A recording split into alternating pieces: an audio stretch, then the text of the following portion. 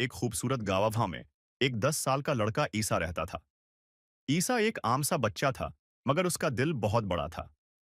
वो अपने गाँवों के वाहिद स्कूल में पढ़ता था और हर शाम अपने वालिद के साथ गाँवों के मरकजी पार्क में वक्त गुजारता था।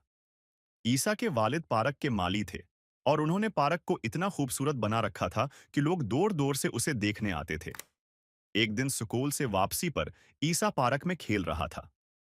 अचानक उसकी नजर एक दरख्त के नीचे गिरे हुए सेब पर पड़ी। ये सेब आम सीबों जैसा नहीं था। उसकी सरखी और सुनहरी झलक देखकर ईसा हैरान रह गया। उसने सोचा, ये सेब तो बहुत खास लगता है, क्यों ना उसे खा लिया जाए। ईसा ने सेब उठाया, उसे साफ किया और खाने लगा। सेब का जायका इतना मजेदार था कि वो उसे चबा चबा कर खाने लगा। लेकिन जैसे ही सेब खत्म हुआ, ईसा को अपने जिस्म में एक अजीब सी तवानाई महसूस होने लगी। उसके हाथों से रोशनी निकलने लगी और वो हवा में तैरने लगा। पहले तो वो घबरा गया, मगर जल्द ही उसे एहसास हुआ कि सैब ने उसे जादुई ताकतें दे दी हैं। ईसा को जब अपने अंदर छुपी हुई ताकतों का इल्म हुआ, तो उसने अपने वालिद को न बताया। उसने सोचा कि पहले अपनी ताकतों को अच्छी तरह समझ लेना चाहिए। अगले दिन स्कूल में ईसा ने अपनी ताकतों का इस्तेमाल किया। ईसा का दोस्त और उससे एक किताब नीचे गिर रही थी। किताब अभी हुआ मैं ही थी। ईसा ने अपने हाथ से इशारा किया और किताब को बगैर हाथ लगाए वापस दोस्त के हाथ में दे दी। ईसा के सब दोस्त हैरान रह गए, लेकिन ईसा ने जल्दी से बहाना हुआ बनाकर बात बदल दी। चंद दिन बाद पार्क में कुछ लोग आए जिन्होंने ऐलान किया कि वो पार्क को एक शॉपिंग मॉल में बदलने वाले हैं।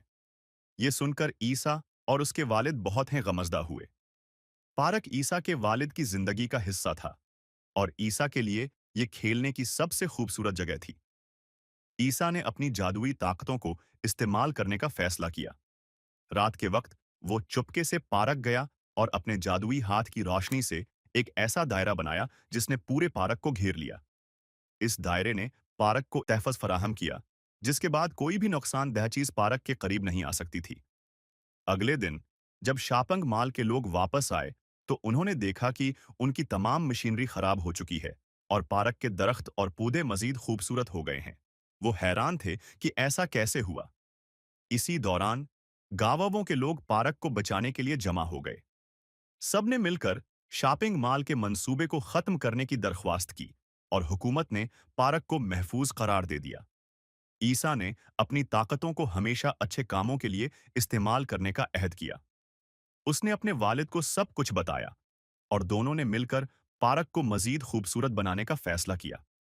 ईसा जानता था कि जादुई ताकतें खुदा की तरफ से एक इनाम है और उसने उनका इस्तेमाल हमेशा नेक नीति के साथ किया। यूं ईसा और उसका जादुई सीब गाँवों में हमेशा के लिए एक कहानी बन गए, जो बच्चों को नेकी, बहादुरी और हिम्मत का दरस देती रही।